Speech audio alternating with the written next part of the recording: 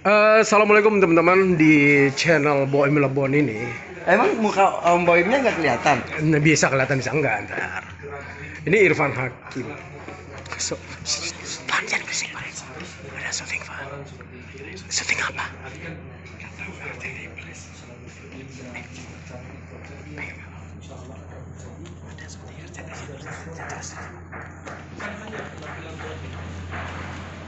Kenapa Mas Boim? Sini. Kenapa sih, ada apa sih? Aku baru selesai syuting, digeret gitu. Ada apa sih? Lu dari situ. Enggak. Lu tuh orang hitam tuh harus berjejak. Harus Siluet. Ini Irfan Hakim. Jauh-jauh audio di sini soalnya. Oh iya. Enggak apa-apa muka gede enggak apa-apa. Enggak apa-apa. Irfan Hakim. Irham Hafin. Salah lo. Irjam. Salah lagi. Irman. Iya. Oh Mas Baim bisa aja. Dia nyebut saya Baim mulu. Baim tuh ada kru RCT ganteng banget. Saya Boim. Jadi Boim sama Baim tuh beda. Beda satu huruf bang. Satu huruf tapi bedanya kayak dunia dan akhir. Kayak langit dan bumi. Kenapa Mas Boim? Nih Irfan Hakim ini orangnya kan religius ya. Tapi sebenarnya Jangan ngomong gitu, serem. enggak dari gestur. Dari gestur. Bener gak sih? Sebetulnya kalau laki-laki itu lebih nggak terlihat, bisa lebih menyembunyikan menurut aku. Kalau perempuan itu lebih terlihat secara fisik walaupun belum jaminan juga. Iya. Secara bisa pakai jilbab itu bisa memilah-milah lah. Iya. Mana yang taat, mana yang enggak, minimal taat dalam hal menutup auratnya. Ibadah yang lainnya kan kita nggak tahu. Nah kalau laki-laki itu kita bener-bener abu-abu. Jadi bisa ada tampilan rocker, ternyata sholatnya rajin. Terus ada lagi tampilan sopan, rapi gitu, ternyata dia nggak pernah ibadah, misal gitu. Jadi tidak terlihat kalau laki-laki itu, kecuali jenggot. Iya. Kalau gini mau nggak mau dia harus alim nih. Nggak, jangan sampai orang kayak gini terus nggak ibadah gitu, kayaknya nggak matching ya. Jadi sebetulnya kayak misal tampilan itu tuh sugesti untuk melakukan hal baik dan juga penjaga untuk melakukan hal tidak baik. Jadi bisa gini, melakukan hal yang sama. Satu yang pakai jilbab, satu enggak. Satu berjenggot, satu enggak. Orang tuh akan lebih ngomongin ketika berbuat sesuatu yang nggak lumrah dilakukan yang berjilbab ataupun berjenggot. Itu jadi topik. Betul. Tapi kalau sebaliknya jadi biasa ya gitulah. Emang Menurut saya. Iya.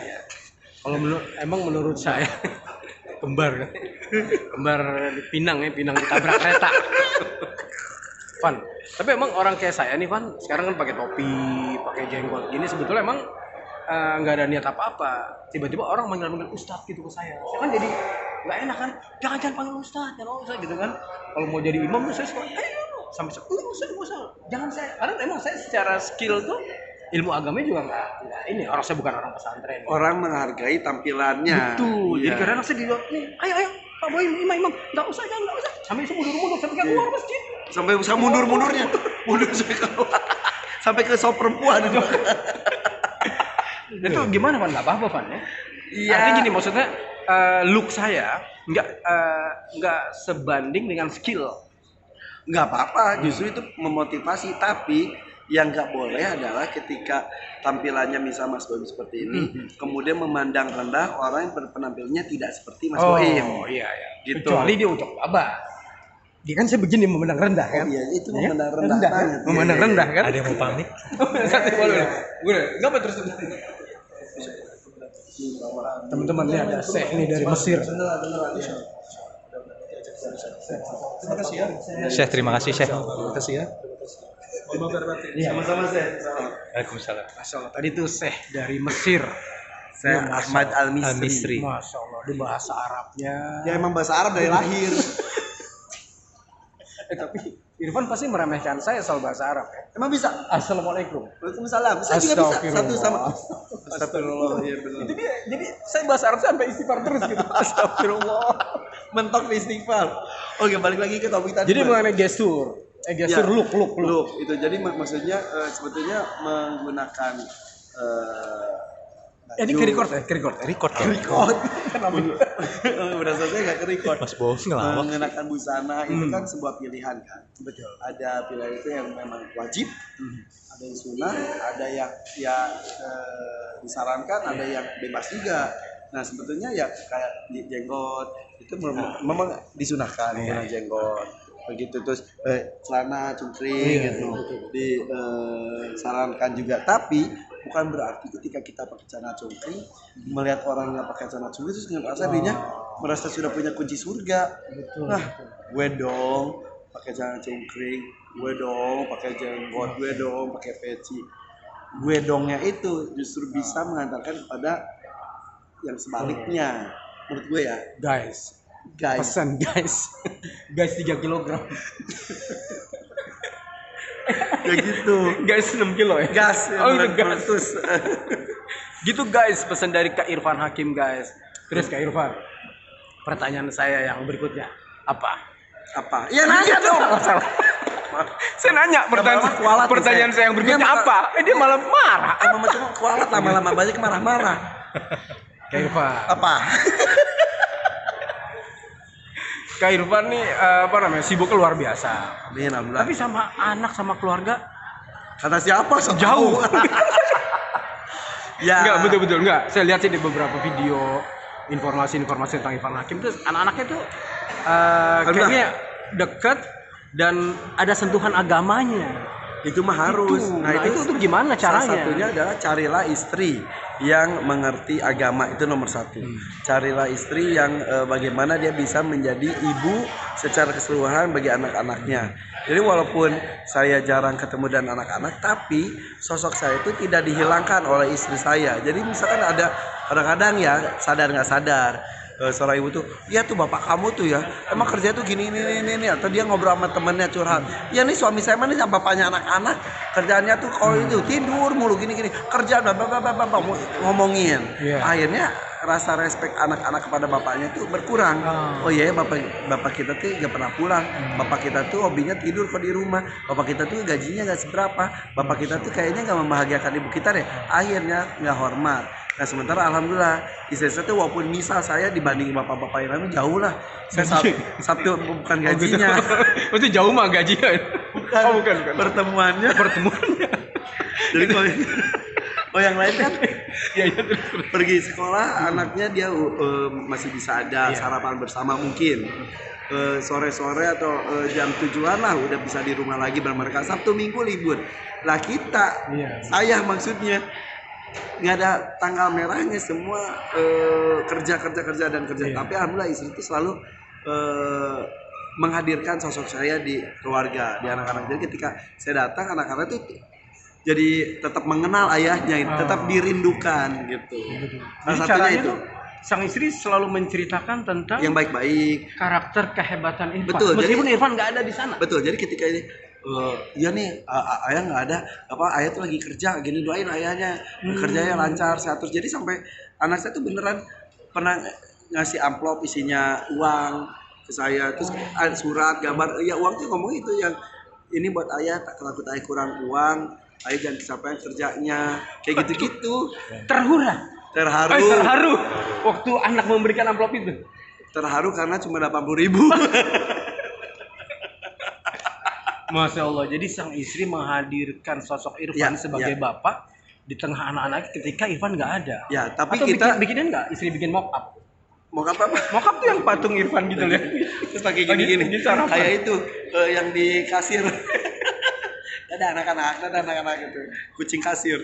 Tapi maksudnya tidak sampai situ saja. Jadi ketika bapaknya pulang ke rumah, tunjukkan bahwa memang selain bekerja di rumah itu untuk anak-anak. Jadi gue bermain sama anak-anak. Dia anak-anak itu kalau asal ada ayahnya, gak kemana-mana pun nggak apa-apa. Mereka cuma di kasur, peluk-peluk gitu, nonton.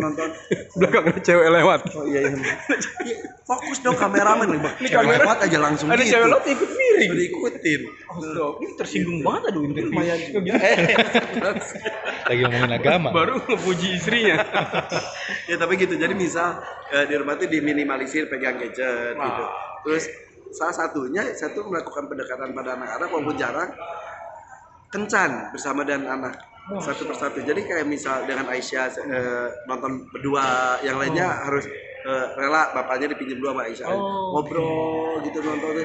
Yang lainnya ajak makan bareng, satu lagi ngajak olahraga bareng gitu. Jadi yang penting ada komunikasi. Betul. Terus ada rahasia juga, jadi rahasia antara anak dengan ayahnya. Jadi anaknya kadang-kadang ya tapi yang bilang bunda ya. Terus dia cerita gini itu dikit sama saya. Jadi sama bunda nggak pernah diomongin. Jadi dia percaya, akhirnya dia ngobrol terus. Selain itu juga ada dibiasakan untuk memeluk mereka setiap pagi. Jadi kalau pagi-pagi saya habis subuh kan suka tidur lagi gitu. Mereka pergi jam 7 sekolah. Sambil tidur bangun, cium tangan dan mereka selalu memeluk terus aku itu udah jadi kebiasaan. Ketemu tuh cium terus peluk terus aku bisikin ya, yang hebat ya, yang pintar ya. Ya aku tuh bangga sama kamu gini. Jadi aku kadang-kadang aku kamu sama anak-anak. Terus ya gitu ucapkan pujian, harapan. Masing-masing anak beda-beda. Jadi kalau misalnya gini, itu cantik, tapi lain kali harus lebih rajin lagi ya, misalnya. Dan itu rahasia. Dan dibisikin nggak, kamu tuh ya jangan kayak gitu. Jadi dibisikin jadi mereka lebih dekatan itu. Teman-teman ingat loh. Jadi Irfan selalu memeluk anaknya di pagi hari. Saya akan anak coba. Istri saya. Saya akan coba ke rumahnya nanti. Saya akan tidur di kamar Irfan. Terus meluk anak-anaknya. Enggak bangun. Belum. Maksudnya ini untuk kita masing-masing. Iya. Kan ada tuh joke yang si Sri ngiri kan. Apa itu dong kayak itu terus kalau mau berangkat kerja cium keningnya. Kata bapak ya udah besok mau ke sana. Cium kening istri orang. Irfan Hakim yang terakhir itu. Kan Irfan udah hampir tiap tahun deh jadi host Hafiz Indonesia di RCTI. Udah 8 tahun loh. Masya Allah 8 tahun guys. Iya. Guys 3 kilogram 8 tahun. Yes, meletus gas warna hijau. Ada kayak semacam ini ke anak-anak untuk menjadi Hafiz dan Hafizo. Jadi apa ya, ini satu, saya bersyukur sekali ditunjuk sama RCTI karena apa? Diberikan kesempatan untuk kenal dalam dengan anak-anak penghafal Quran, di mana insya Allah kalau mereka istiqomah terus mereka masuk surga dan bisa memasukkan orang tuanya dan mereka mendapatkan fasilitas memberikan syafaat. Amin. Saya berharap mudah-mudahan 1 atau 2 di antara 8 generasi yang saya bawakan ini ada yang ingat nama saya jadi akhirat. Benar. Aduh, saya mah masih bergelimang dosa lah, tapi kalau mereka tuh ya Allah suci banget itu, apalagi di usia masih seperti itu. Jadi kalau ketemu tuh kalau mereka masih Irfan itu, aku gini, mudah-mudahan sapaan Kak Irfan itu nanti di akhirat juga Kak Irfan mana Kak Irfan gitu. Aduh, berbondong-bondong dari surga misal tiba-tiba Kak Irfan sini Kak Irfan, aduh. Oh dia memberikan syafaat ya? Itu yang membuat saya bersyukur itu.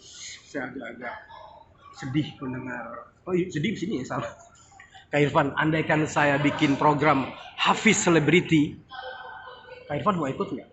Jadi selebritis yang menghafal Quran saya kumpulin. Minimal berapa juz? Minimal berapa surat? Minimal berapa ayat? 3 surat terakhir aja. Cool. Bisa, kenapa nggak? Susah jadi selebritis.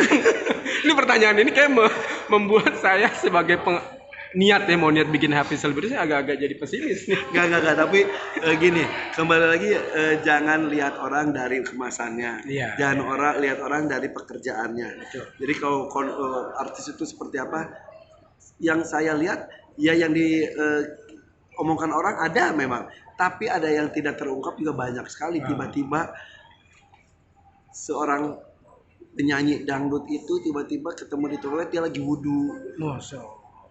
Sebelum di make up dia wudhu dulu terus gitu dia sholat, nggak ada yang tahu di sudut tiba-tiba dia pakai mukena gitu ya seperti itu. Maksudnya banyak sekali hal-hal yang tidak diungkapkan ke publik adalah hal pribadi, salah satunya adalah ibadah. Jadi jangan pernah merasa diri sudah punya kunci surga. Semua bisa berhak untuk mendapatkan surga, semua pun bisa mempunyai kans untuk masuk neraka. Udah gitu aja deh. Udah kita sama-sama berdoa saja mudah-mudahan surga. Betul. Ya. Jadi kita serius banget ngomongnya.